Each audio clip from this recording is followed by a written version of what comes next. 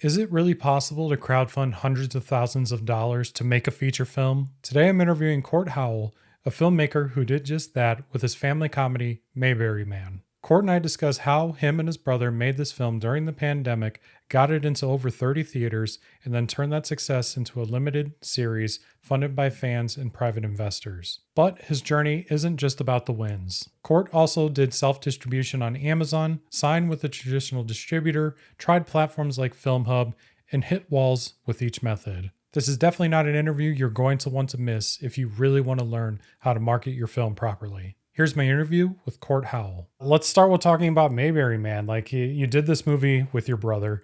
Where did the idea come from, and what made you believe you'd be able to accomplish making this film without traditional funding or the backing of Hollywood? Well, it started back in the 1960s, really, because our father was an actor, character actor, who was on the Andy Griffith Show, and so that's what kind of connected us with the Mayberry world permanently. And so it kind of came about after my older brother went to a Mayberry festival. And so the movie was inspired by real events. There's a real Andy Griffith Show festival, a big one in Mount Airy, North Carolina. Uh, there's others around the country, and so he kind of got the idea that there's a movie project in this, especially one working with the fans. And I had tried crowdfunding before, and it sounds great, but what most people don't realize, and I still see it to this day, they think they're just going to put their project up on Indiegogo or Kickstarter, and here come the supporters, and it just does not work that way. So, I had a little bit of experience. My background is more marketing. I've been in production since the 90s, but in advertising and marketing. And so, and had been doing some things in Facebook ads. And I noticed that there's a huge audience that we could target that were fans of the Andy Griffith Show, over 1 million in North America. So I'm like, okay, I know we can get in front of fans, but also that wouldn't be enough. So we built an audience before we decided to actually launch the campaign. We made sure we had people lined up to support us financially, and we had some aces in the hole as far as kind of celebrities, for lack of better words, within the Mayberry community. So there was a lot that went into it before we fully committed to it, but we had a good script, and we thought this is a fun project for these fans, and I think we'll get a lot of support for it, and we sure did. So we, on our original Kickstarter, we actually did a little pre-launch just to test the waters and get started. And we raised money right out of the gate. The first day we put up our own website, and then we launched a formal Kickstarter in January. So we did that in the fall, and then in January we ran a campaign and raised over $150,000 on Kickstarter. You've raised over $200,000 through crowdfunding, and that's going to be a topic as far as, like, I'm going to do something a little different here. Most of my interviews are talking about the production and all of that, but you guys managed to raise a lot of funds for this movie, and the movie looks great. I just finished watching it before we even started recording. The whole, everything production wise is perfect. And, a lot of that probably came with having those funds. Like, you just having money gives you the resources to just make things look great.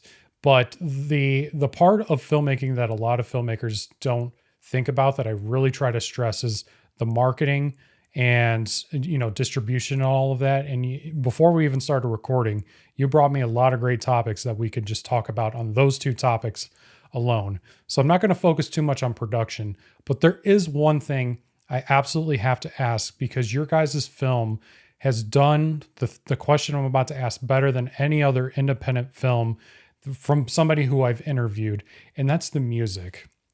As far as when it comes to music and independent film, I don't know that a lot of films are quiet, and my film is included in that. There's a lot of music in it, but it doesn't always feel natural. It just feels like I just took some stock music and kind of just threw it in the background to evoke some kind of feeling. Like, the music wasn't made for the movie.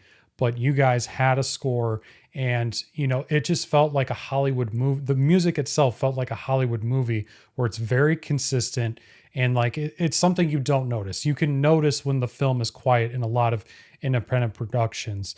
Now, as somebody who has an editing credit on this film, I don't know if you were involved in that process at all, if that was more of your brother, but what are your thoughts behind that as far as like just making the music feel natural throughout the film? Well, the music was kind of one of our secret weapons. It's twofold. One, because we are sort of legacy Mayberry people, uh, my brother was able to make a connection with the widow of the original composer of the Andy Griffith music, and she gave us the rights to the music, so we could lift different themes and things from the Andy Griffith Show to give it that nostalgic feel. And of course, we recreated it because it was just the rights to the sheet music, basically, but not the whistle theme. That was kind of a separate deal. There was another partner involved, but she gave us anything else that's in the Andy Griffith Show series. She said, "Have at it." She was happy to support us. So that was one sort of secret weapon we had. But the other thing is, we grew up in Hollywood around it.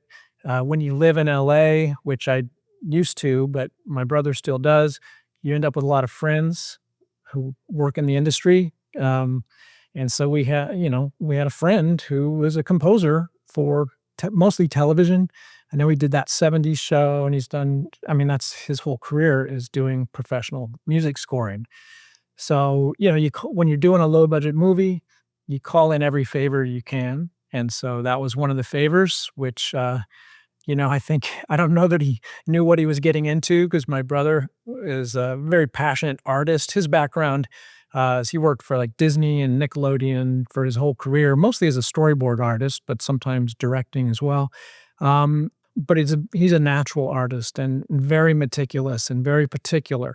Uh, so he spent a lot of time with the composer who did the score, and who's also arranging the Andy Griffith music and all that. And then we had original songs made by groups, musical artists that just wanted to contribute and be a part of it. So a lot went into the music. It kind of made my life crazy on the back end with music licensing, because there were a lot of people involved, publishing, uh, you know, scoring rights, or writing credits and all that stuff. So the music was quite involved, and more than I think any of us realized it would be.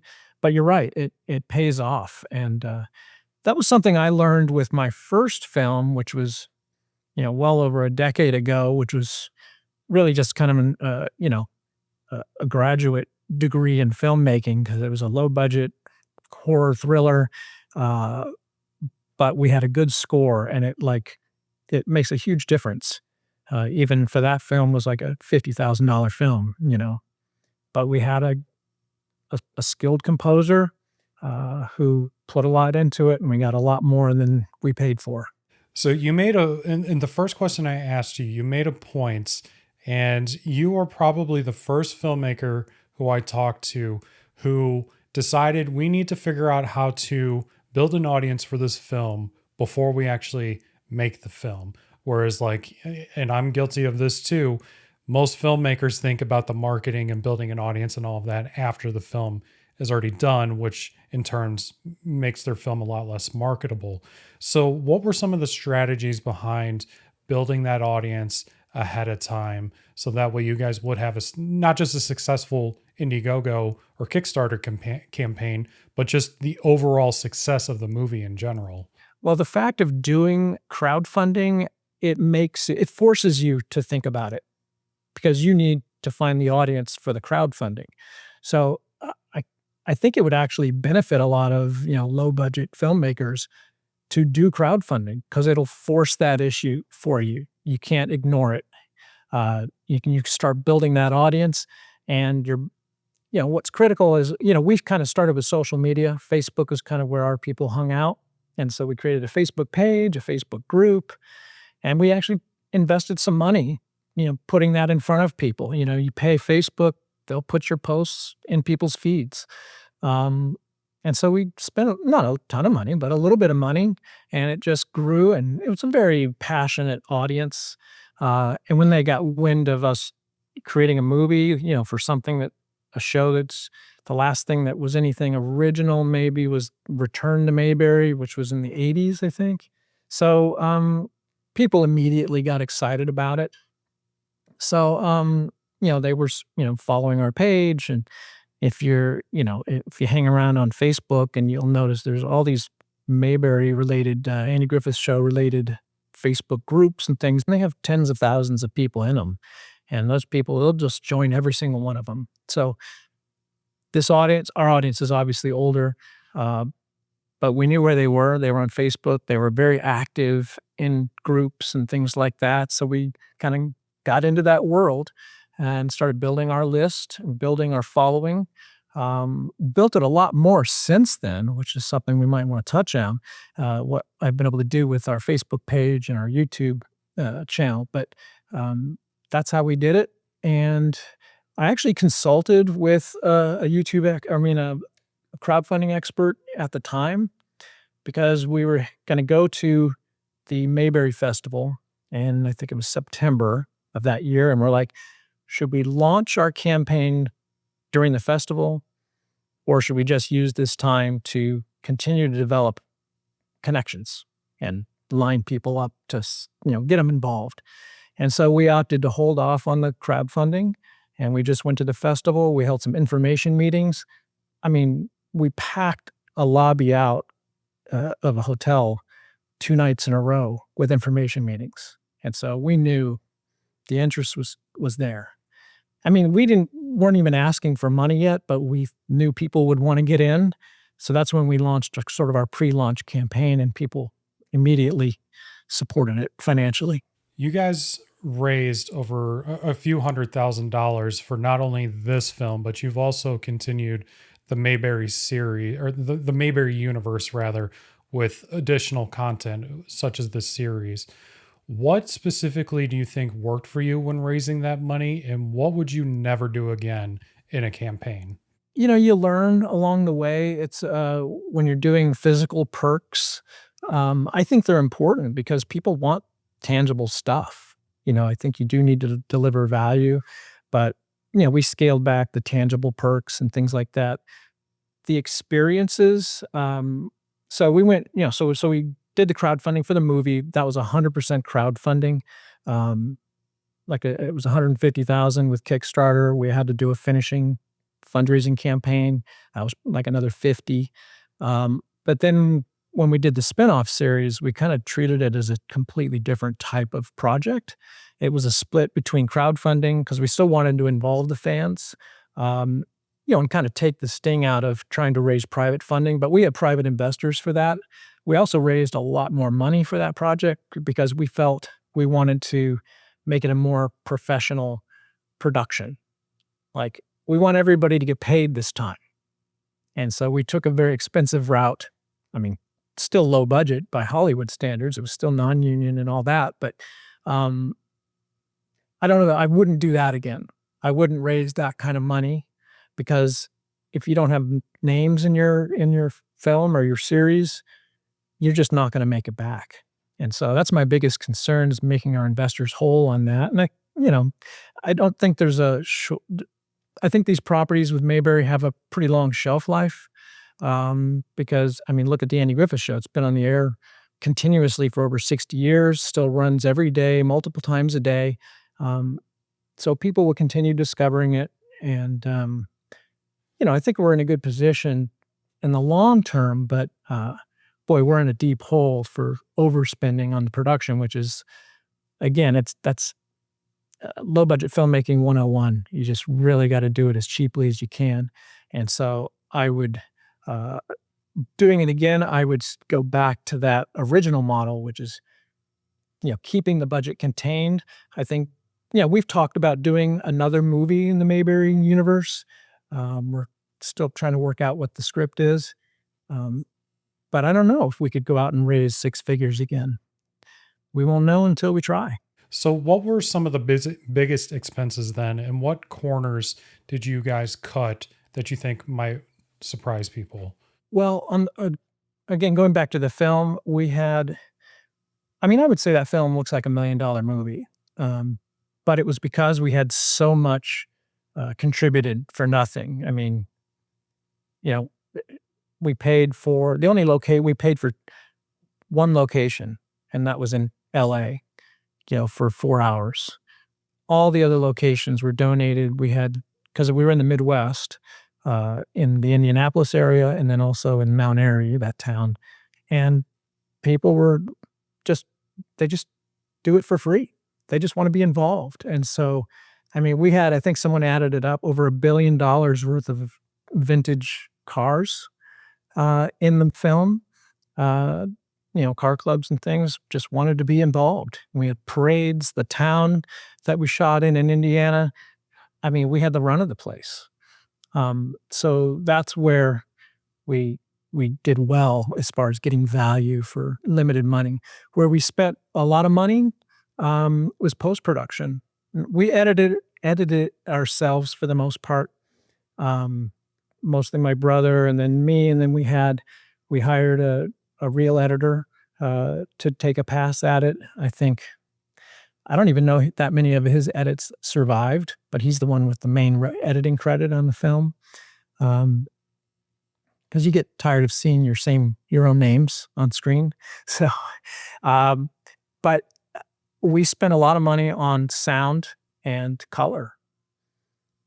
Probably I don't know, off the top of my head, uh, well, I can't remember exactly what it was, but like right now, my mindset is if you want to finish a film right with color and sound, set aside $50,000 to do that, and that's negotiating, and finding someone who's willing to work with you. Which most low budget filmmakers don't have that. I mean, they're making the whole movie for that or less. But I think that makes a huge difference and puts a professional polish on the product that, you don't see in product these days. Going back to something that you said earlier, you said that your first film was a low budget horror thriller, and then you guys obviously for this project shifted into something a lot more niche down. As somebody who wants to do more horror thriller movies, I guess maybe not what's your advice for horror movies, but as somebody who found this niche with an audience, what would you do for like a completely original project to try to replicate the results that you guys had on Mayberry Man? Well, I think the first thing, again, it all starts with audience and finding your base of support. I think like what you're doing, and I follow Jay Horton, and he puts out a lot of content, a lot of really valuable content, right? Um, it gives you a good following in the filmmaker community, and I think at least in the genre community, people will support each other. Uh, but I would recommend getting your own following, figuring out how to create your own following, create your own list of people who support you and your work, beyond just filmmakers, right? It needs to be on the topic or the genre that you're going to be working in. So, for example, I on my social media stuff for Mayberry, it's all Andy Griffith show related. Originally, we were just using it as a conduit for our keeping our followers up to date. But for the last year, I've just been putting out Andy Griffith content, and it's exploded to where making as much on social media as we are with the movie at this point. So, uh, I would recommend if you're going to work in a genre and that you're going to live in horror or thriller or faith based or whatever it is, um, I would recommend creating content that appeals to that audience, entertainment content that appeals to that audience, and start developing that relationship with an audience and develop a following, develop an email list so that you have someone to go to. Because all those genres are crowded, right?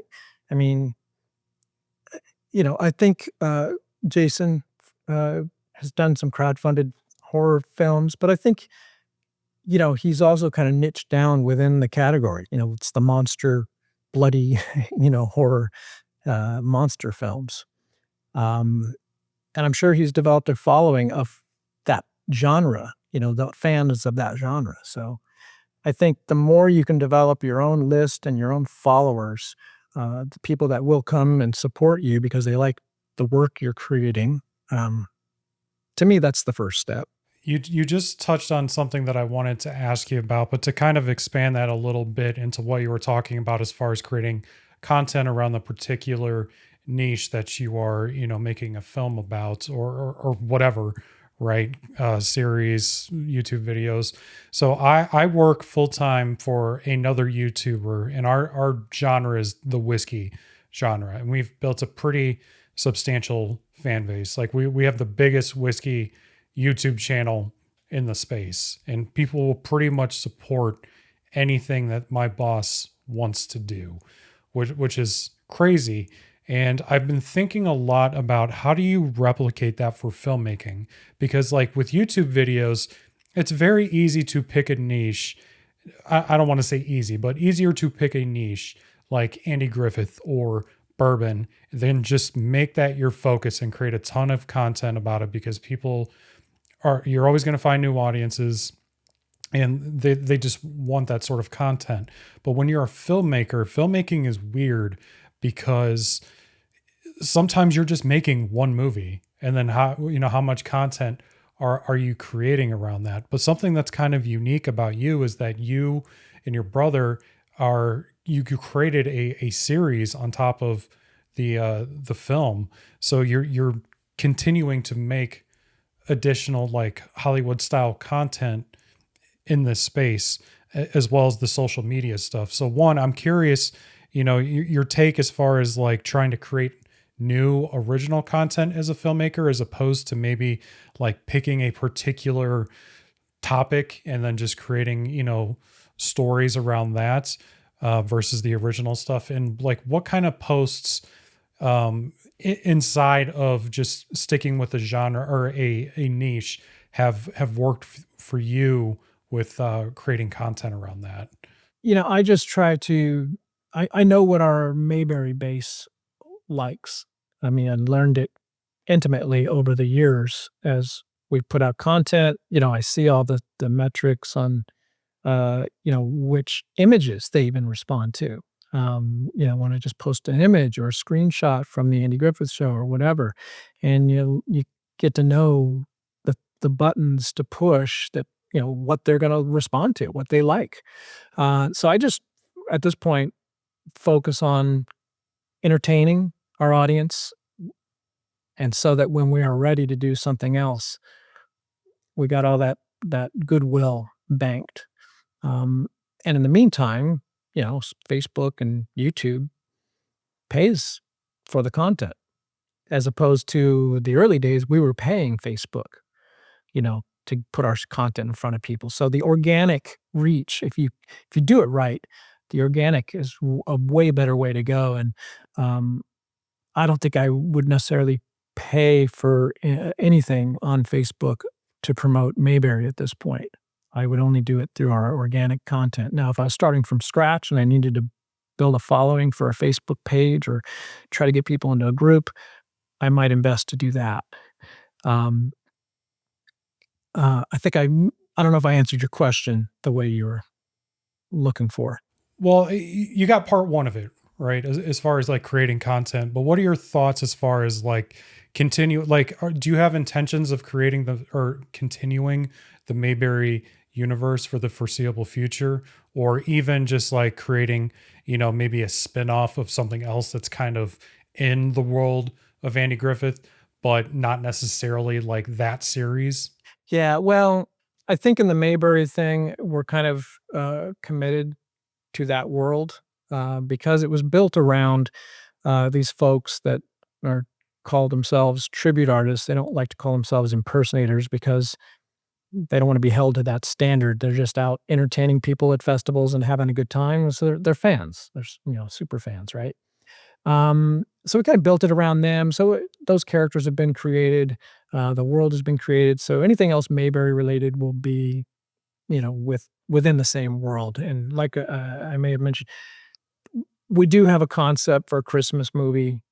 We're working on it. We want to get the script to where it needs to be, and then we'll go back and see if they want another film. Uh, but we go back to the much more lean and down and dirty filmmaking approach, because that's the big takeaway for anybody that wants to get into this indie film business, is they have to understand that uh, there's just not much money on the backside of making your film. Once you get distribution, whether you do it yourself, there's just not. Uh, it's a very crowded field.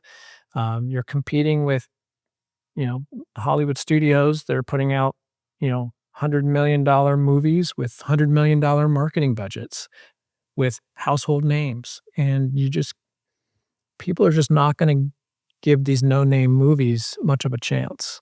So it's really tough to get the eyeballs that are going to make you back your budget. So if you enjoy making movies and you can do it inexpensively, go for it, because there is some money to be made if you have a good story. And that's where I would tell people, say, spend the time on the script to get that story dialed in as the best you can, because uh, there's nothing worse than putting all that effort in and money that it takes to make a movie and just have it be a bad story that no one wants to watch. So it's inexpensive to get it right on the page before you go to all the trouble. But to answer the question is, I have some other movie concepts that I'm considering doing, but in a way, I would be kind of, starting from scratch, and that's kind of what's holding me back. Is, uh, there's only so much I could leverage. There'd be family oriented projects, and so there would be some crossover from the Mayberry crowd, um, but it's just a huge hill to climb, and I'm kind of a pragmatic guy. It's like I want to know that it's going to be profitable if I'm going to do it, and so I stay on the fence whether I'm going to run out and do it again. I'm not really a technical filmmaker.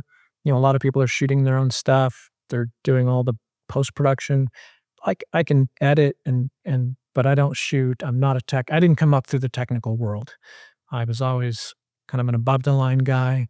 Went to film school for screenwriting, wound up in advertising as a copywriter, producer, director, but not the technical guy in the trenches, operating gear. So I don't, I lack a lot of the skills that it would take to continue to do these types of films on the ultra low budget.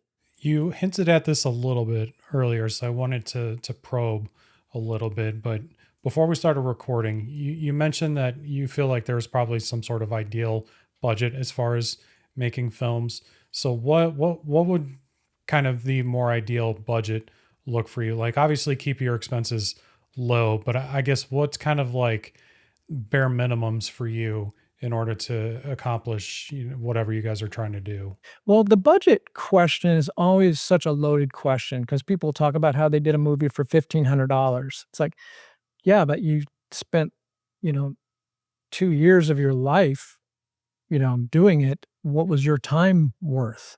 And that's kind of where we're at. It's like, I don't have like a day job. I do consulting in different types of projects and manage these businesses. And, I got to account for my time.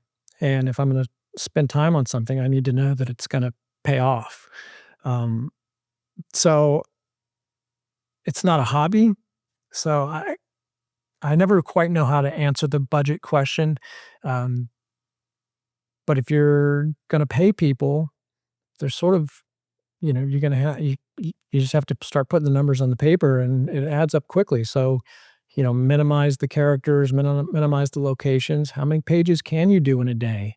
Um, and just know that if you're going to make a $10,000 film, it's kind of a Hail Mary. I don't know how good that film's going to come out, but you could certainly make back that money if it turns out good. Um, you start getting over 100. I mean, if you know what you're doing, and I felt like, we had a team that were from had production backgrounds. We all worked in LA in different capacities in film and television. Yeah, we had the right team that we knew we could do it professionally to a professional level. So that's where I felt like, spending over $100,000, we're going to deliver a product good enough to make that money back. But I'm telling you, it's still challenging. We worked for 2.5 years for free before we ever made the money back equivalent to like the budget. And I still haven't done the math to figure out what my hourly wage was for all the work we put into it. Um, that would be depressing probably. So um, I consider the Mayberry Man project to be very successful low budget indie film project, and it's created this brand. But again, the numbers still are not you know life changing. It's just nice to have a film that makes money and continues to, kick out money every quarter, um, without us having to lift a finger at this point, other than I'm keeping our social media going, which also generates revenue. So to answer your question, I would say it depends on your level of expertise and appetite for risk. If you've got a lot of the technical tools and you've got people that are just want to make movies, um, you know, spend 10 or $15,000, but you're going to be doing most of the work yourself. If you want to take a little more professional approach and try to get some professional actors involved and do some professional post production, you're going to have to get up, in the 50 to 100 range. So it just depends on how you spend your money. If you're comfortable asking people to do stuff for free, um, I have a hard time doing that. Although on our Mayberry projects, people did tons of stuff for free. So, and that would be the other thing I would say on when it comes to crowdfunding or doing projects, you got to deliver value, even if they're contributing money. I never call them donations. You're not donating to a cause, although you should kind of create a cause. Like, what's the purpose? Why should people support your project? But what's in it for them? And that's just kind of standard marketing. Talking about yourself and why, and help me make my film is the wrong language to use. So we positioned the Mayberry project is keep the Mayberry spirit alive. That's a cause that all Andy Griffith Show fans can get behind. So we gave them a reason to care, and then we tried to over deliver on the value. That they could get involved. Be in the movie, work, help out behind the scenes, be extra. They just all wanted to be part of it. So we created an experience for them. Um, so I think we over delivered on the value for folks. It's just a different type of filmmaking. So I think the people that get into trouble, they think they're going to crowdfund and, collect the money and then go make their movie. And they're like, so long to to supporters. And that's, you just can't have that approach. You're partnering with folks. That also comes with some baggage as well, because people have expectations. And so you have to manage all that. And you have to continue to manage that through the whole process. So it's definitely a different style of filmmaking, and you have to go into it with your eyes open. But it can be a fantastic experience. We made fantastic friends through the process. And, I would do it again. But just know that it's not a one-sided, one-way street. It's a two-way street, and you have to be willing to play that game. So another follow-up question there. I've talked to a lot of filmmakers at different budget levels, and a lot of them, even getting closer to the budget level that you guys had, a lot of them are doing things informally as far as legal setups and financial setups and stuff like that. So what was your guys's setup there, and what do you recommend to other filmmakers who may be working at a similar budget level, or even somebody at my budget level who's making those $10,000 to $20,000 films? Yeah, the business side of it and is a little tricky. I've been an entrepreneur most of my career with my own companies and things like that, so I'm kind of comfortable setting up an LLC and kind of know when I can do my own taxes and when I shouldn't, and when you need insurance and when you don't and things like that. But there's a lot of hidden expenses in these operations. I know a lot of people, especially in that, 5 to 10 or 0 to $10,000 range. I'm sure they're not getting production insurance. They're not necessarily starting LLCs to own the property and things like that. And so the more professional you get, the more expensive it gets. I don't do the tax returns myself for the Mayberry projects. I didn't want that much responsibility. The LLC for the first film was simple. It was a simple partnership with me and my brother. But, we have a partnership return that we have to do every year. There's an expense, a recurring expense every year that has to be done. And then with the other project, the series project, we have a bunch of partners involved. I mean, you got K-1s that you got to get out to everybody. Uh, if you're sending out 1099s, there's all sorts of accounting expenses or things that you have to do yourself, the more professional you get. I mean, if you're not paying anybody, you don't have to worry about 1099s or payroll or anything like that. But, um, when it comes to LLCs, I'm fortunate to be in Indiana right now, which it's it's nothing to start an LLC and have it exist. And, if it's a single member, you can just file your, Schedule C with your personal returns. Pretty simple. If you're in California, and it's probably gone up by now, but when I was there and had an LLC in California, it was like minimum $800 a year just to have an LLC. So, you got to watch out for these expenses. When it's for the production insurance, I would highly recommend having that. Mainly because, especially on a less than professional set, things can go wrong, people can get hurt.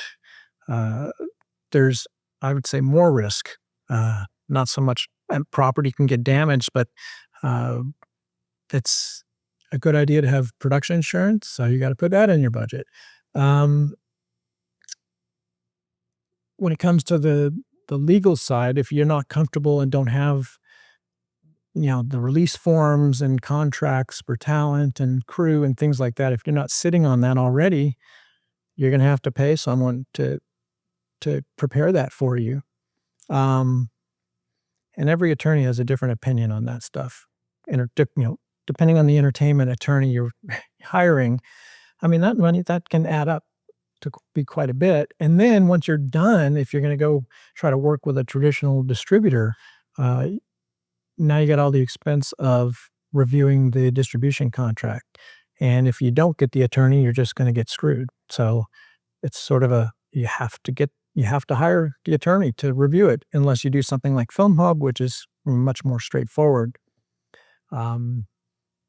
So E&O insurance is another thing that people don't really talk much about.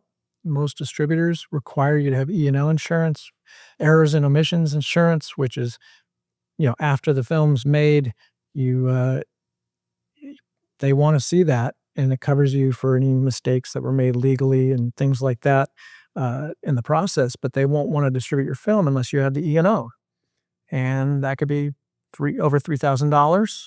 I remember on my first film, I think it was like $4,000.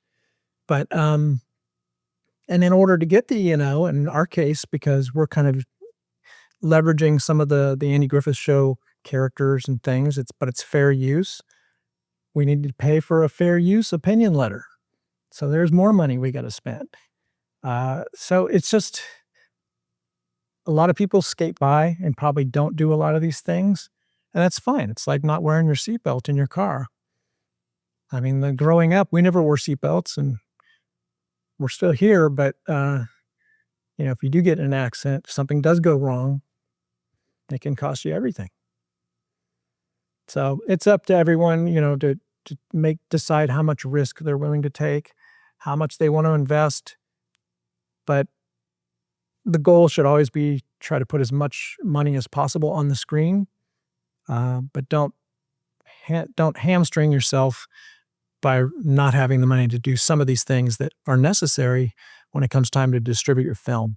You've tried both self distribution and then eventually moved to a traditional distribution method. So I'm curious, what was your experience there, and why did you ultimately hand your film off to a traditional distributor? The self-distribution thing came up first because of having such a horrible past experience with distributors. It was very difficult to trust anyone. Been down that road like most indie filmmakers where you got screwed, never saw a penny.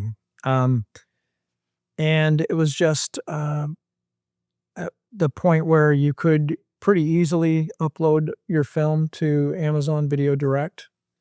Um, and we had to deliver, DVDs to our crowdfunding backers. So it's like, well, why don't we just sell our own DVDs?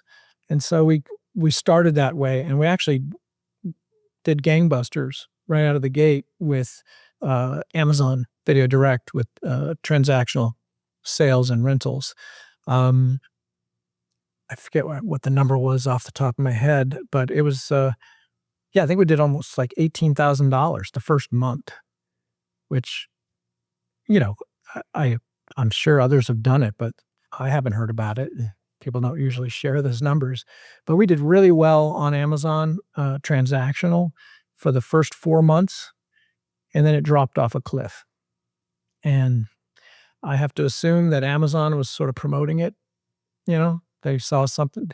Well, I think it started with we had created our audience, and even our audience who already had access to the movie, they probably went and bought it on Amazon too. And so there was an immediate surge. We also released it during the biggest Mayberry festival of the year, and so we were promoting it that week pretty heavily, and I just think we got some momentum there. Amazon got behind it, and it did well, but then that kinda ran its course, fizzled out. Um, we also tried doing, theatrical ourselves, which is very, labor intensive, and it's not really profitable, but I think it is good, for publicity. It was getting us on the front page of small town newspapers. Um, the name of your movie is sitting on a marquee while the people driving by might go check, look for it when they get home. So I think it was valuable in that respect, but doing all the self-distribution stuff, for me, it was just way too much work. And so that's why, and then it kind of fizzled out. The returns weren't there. So that's when it was like, we really need to give this to somebody who can get it on more platforms and just run with it so we can move on with our lives. And so that's what we did. We hooked up with a distributor that was a good fit for the sort of the wholesome family content that we had created. They did faith and family. So they had strong relationships at the right streamers, the PureFlix and Up Up TV and places like that. And of course, they got it on all the usual suspects on Tubi and Google Play and iTunes. They did all that stuff and were very fair. But I had to do my due diligence to get a comfort level to even work with a distributor again after my past experiences. And so I had some uh, I made a personal connection with someone in that community, that faith space, who vouched for them. And I also just looked at films on their catalog and reached out to some other filmmakers. It's like, are you getting checks? That was sort of the key question. Are they paying you? Because that's the biggest nightmare I hear is that people just simply don't ever hear from their distributors again, or certainly they don't receive any payments. So I got to a comfort level and we just went for it, and it's been good. They did a nice job with it. They've got it onto airplanes. They got it onto all the platforms, and I've never had to chase them for, you know, a payment or anything. They don't. They're kind of old school, so their reports have like almost no detail. Uh, so if I want more information, detail, and what it's doing on different platforms or whatever, I got to call and do that over a conversation. But yeah, there's no issues. And so we ended up kind of doing the same thing with the series, the Mayberry Man series. Initially, we were going to try to sell the series, so we had a member of our board who was going to act as our sales agent. He went around pitching it to various appropriate streamers, uh, we weren't able to sell it like that, and so he landed a licensing deal. We needed to start making money, back. So we took the licensing deal. It was a 6-month exclusive, and then we're like, "All right, we just gotta turn this over to our distributor for the movie because they'll be able to go out and monetize this." So that's where we're at with the series.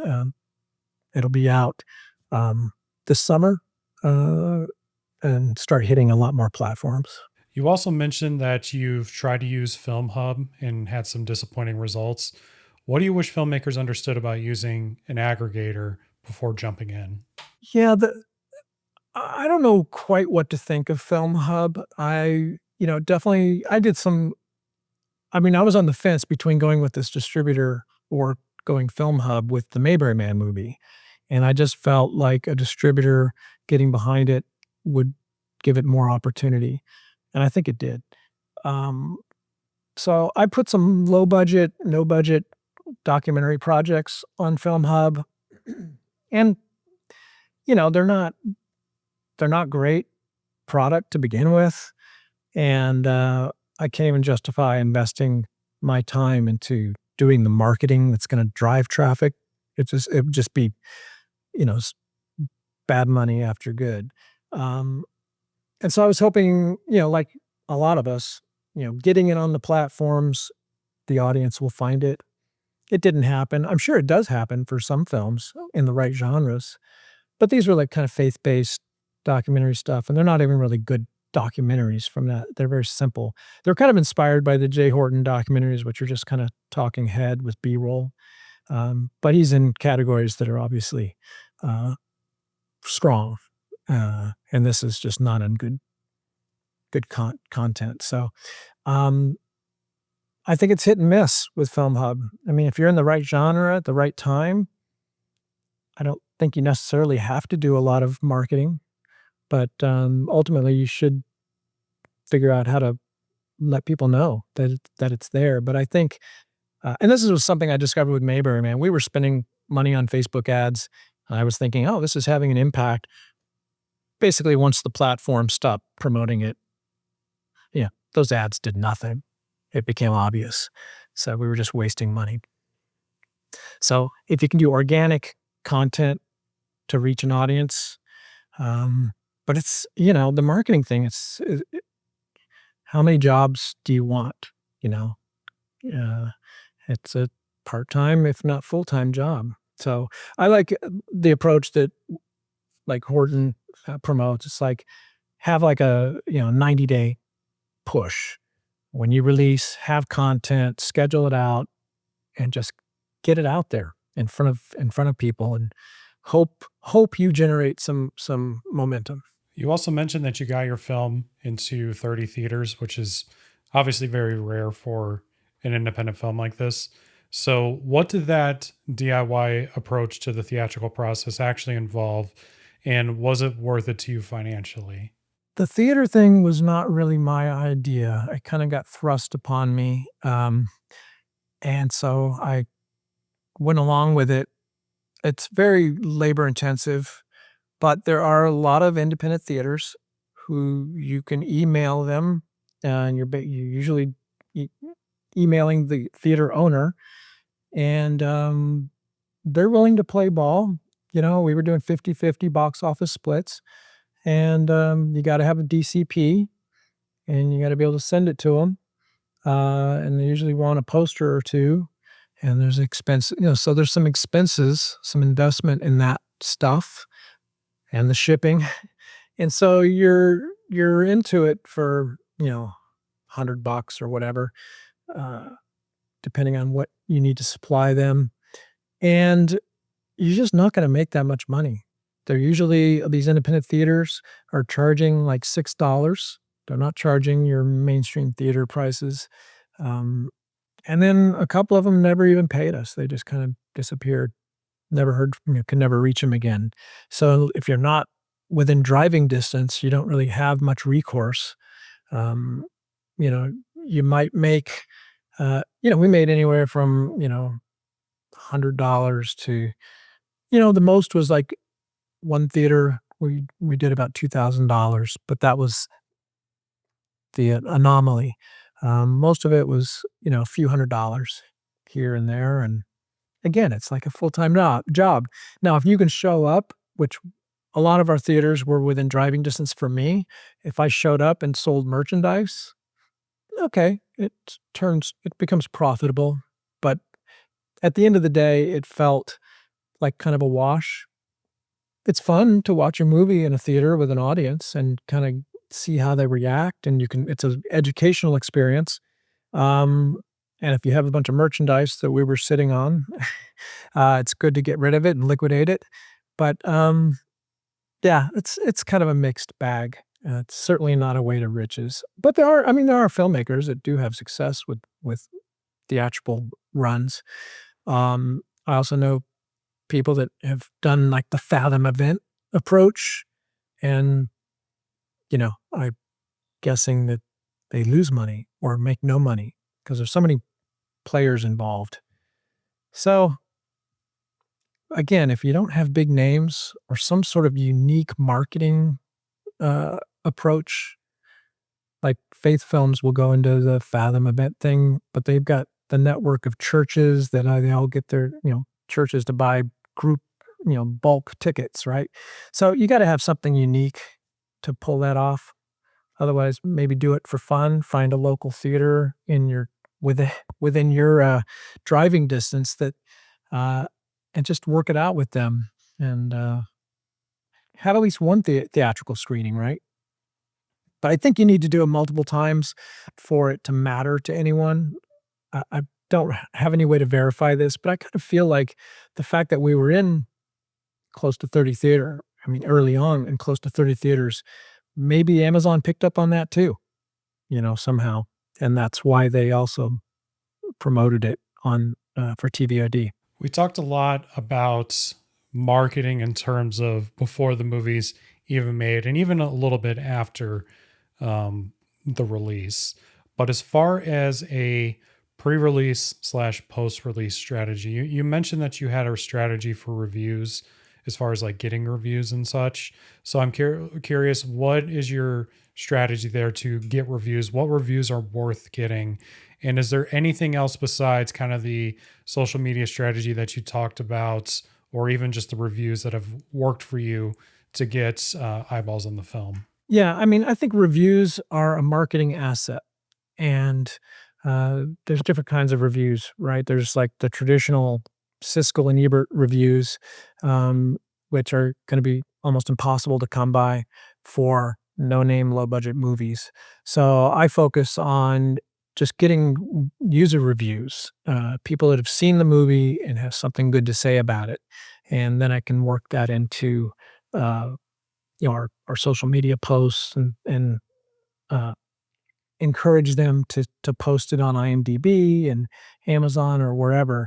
And so again, it goes back to having that supportive audience that you've cultivated because you crowdfunded, uh, and that army of people. If you encourage them and tell them how to do it and when to do it, they can start populating your IMDb page and other places online with positive reviews, which do matter. Um, the one thing that I did learn in that process is you can't review a film that hasn't been released. So that's kind of challenging. You can't review it on IMDb and some of these other sites. Um, but gathering reviews early is still a good idea. And what we did is we did sort of private screenings with questionnaires and getting people just to write out their thoughts and things, and then we could pull those quotes. Um, and you don't have to identify people by their last name or anything. Some of our reviews are just Amazon customer. If that's what it says on Amazon, I'll pull that. I'm fine with that. But first name and last initial uh, is sufficient for a quote, and it's just think about what the studios do. You know, the quote, the positive statement is really big, and then the source is like super small. And use that, copy what they do, the approach, the style. But you can generate that stuff with your own private screenings. We did exit interviews, on camera at, one of our couple of our screenings. So I've got, sound bites and stuff from enthusiastic viewers, because we thought to bring a camera and a microphone, and I stood there and asked them, "What did you think of the movie?" And, that's kinda my background is testimonials. I've done a lot of those over the years, so I know how to get the right sound bites and can get that quickly. So, and then you can use that in your social media content. If you run ads, you can use that in your ads, and you can also lift those quotes and put them into print as well. So, those are my those thoughts on getting reviews. One review. Now there are sites, I guess, that'll do review your film if you pay them. I've never done any of those. The one review that we paid for, which was very specific to the faith and family market, was Dove. I think they're called Dove. I can't remember what they're called.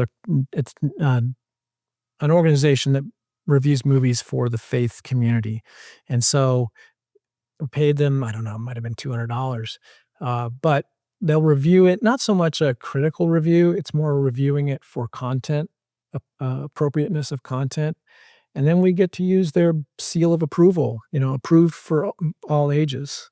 I think is the rating that we got, and so we're not paying for the MPAA rating, which is quite expensive, but we had that, so we can say it's approved for all ages. Rather than PG or third or rated G or whatever. I haven't asked a filmmaker this question yet, and I promise this is not going to be a shot of my ego, no matter how you answer this. But given your background just in this industry, as well as like your marketing and advertising background and such, obviously you see some sort of value in coming here today, expressing your opinions as far as like how to get films made and such. So, to other independent filmmakers, as far as getting press on themselves or doing podcasts and such like this, what value do you think there is there for filmmakers? I think you should get in front of as many cameras as you can and on as many podcasts as you can, because you never know who's gonna be watching. I mean, obviously, you should vet the podcaster, the channel, whatever, and make sure it's something that either you enjoy watching yourself or it seems appropriate. Um, there's I've definitely run across some that just are kinda kooky and probably not a good idea. You don't necessarily wanna be associated with some of these folks that are out there, but, I say get in front of as many people as you can because you never know who's gonna be watching. I mean, you're on YouTube. The reach is incredible if you get a little, help from YouTube and the algorithm, and you can start reaching a lot of people.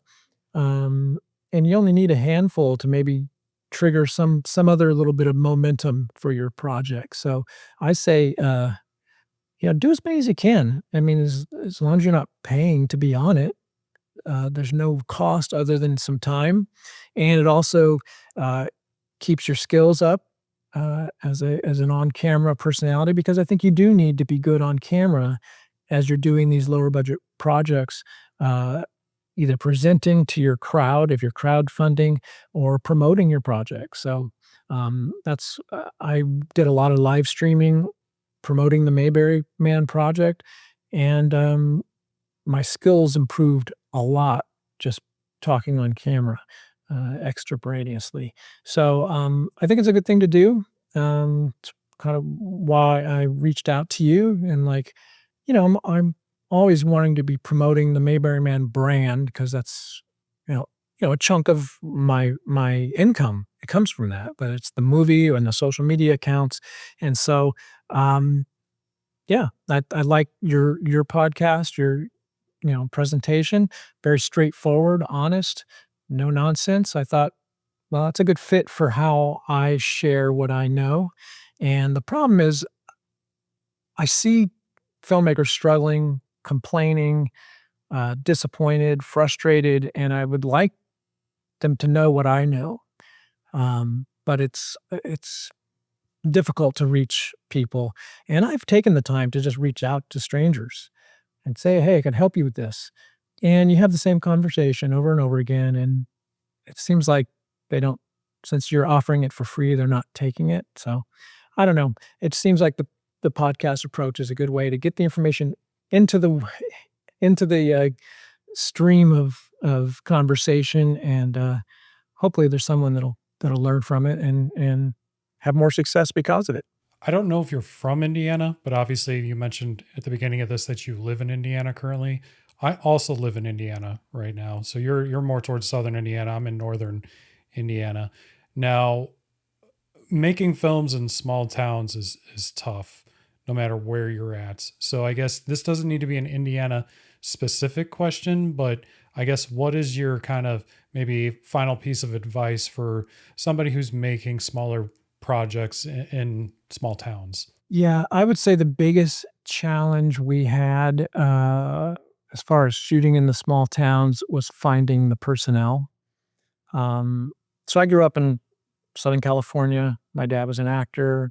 I mean, I was probably about a 7 iron away from Disney Studios, just always around the industry. Didn't even really intend to go into it until college. I kinda discovered a love of screenwriting. Um, but it's a company town, you're just surrounded by people that work in the industry, and so that is not the case when you're in the Midwest and trying to put together productions, and that was one thing that really hurt us financially is we had a certain expectation, for professionalism, and the handful of professionals that operate in these smaller markets, that they charge more than what I could pay someone in LA because there's so many people to choose from, and, if they're not busy, yeah, they'll come out for next to nothing and help out on your project, whereas here, everybody had their hand out and yeah, we had people bailing on us, uh, right before production, in the middle of production, because we weren't paying peanuts. But it's like where I come from in the show in California, in Hollywood, you say you're gonna do something, you do it. You don't worry about the pay once you've said yes. And hey, if something comes up that you can't turn down, you replace yourself. But we ended up having to fly people in to get the right crew. So I would say that you can get a lot of value shooting in small towns. People love to be involved in film production in small towns. There's just the fun factor. They want to help. They want to get involved, but you just got to have that core team, camera and sound, uh, and have the technical team in place because we had to fly a lot of our key talent in to accomplish what we needed to do. Because you gotta have good camera lighting, you gotta have good audio. Um, and then if you can the more pieces you can add to that puzzle, with different department heads, the better. But, you gotta have some key players willing to play ball, and that's tough to come by in the Midwest or in small towns. We talked a lot in this interview, and I'm sure we could go much, much deeper into everything that we talked about. But I like to leave off of my interviews. Is there anything I missed, or at least anything else that we didn't talk about that you would like to touch on here at the end?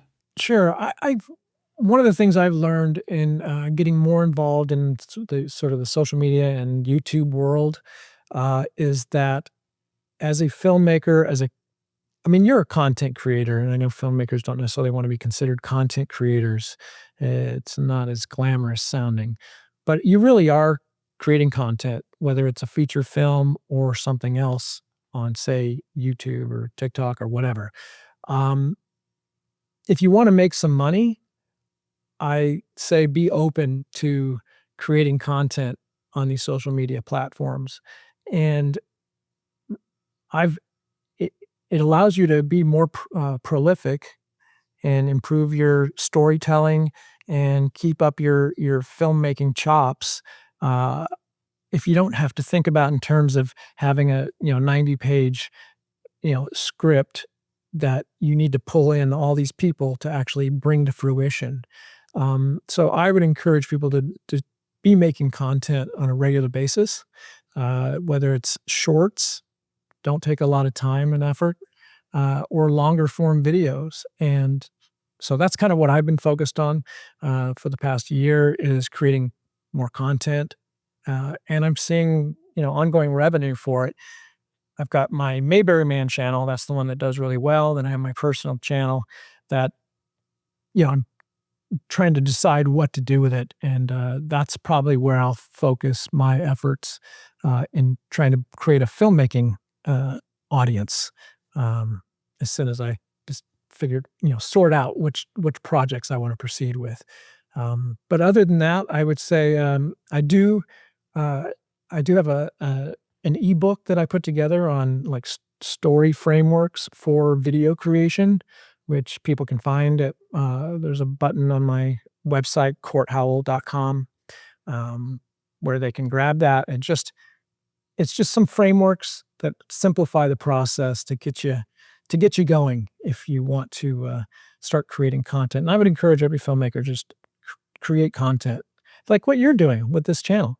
I think it's you got to be telling stories. You got to be putting yourself on camera and creating a following because I'll now support whatever projects you're doing because I appreciate what you're putting out there. And I definitely appreciate that too. So, I mean, I appreciate you coming on, definitely sharing all your knowledge. I mean, this was fantastic. I could probably talk to you for hours, just diving deep into everything that we talked about. But where can people find Mayberry Man? Where can people find you on YouTube? Go ahead and plug away anything you want to plug. Yeah, so if you want to follow me or get in touch with me, I don't do a ton on social media as far as just putting out you know content on X or anything like that. But you can reach me through my website, courthowell.com, if you want to connect with me on LinkedIn or, uh, grab that, get on my email list and you'll grab that ebook.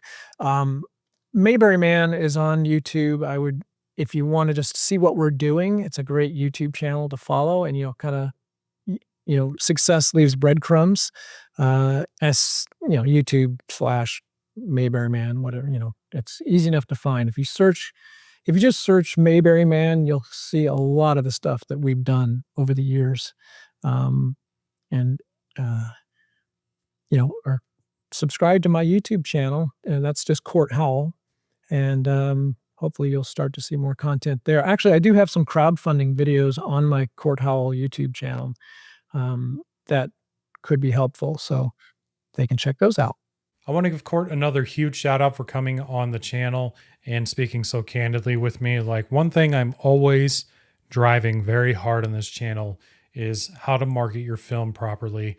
And he's one of the first filmmakers I've talked to who've actually started marketing from the beginning before they even wrote a script. That's massive. And, you can see that they've had a lot of success with this film. So it just goes to show how important figuring out the marketing aspect is even before you roll the cameras. Again, you can check out all of Court's stuff that will be linked in the description below. Of course, if you want to help support my channel, it would be appreciated if you would like this video and subscribe. And if you would like to help support me personally, my feature film, Cashing Out, is available to watch on multiple different streaming platforms. You can find that at cashingoutfilm.com or linked in the description below. And of course, if you like this interview and you want to see more, I will have a couple other videos linked on screen here that you're welcome to check out. Thank you so much for watching, and I'll see you on the next one.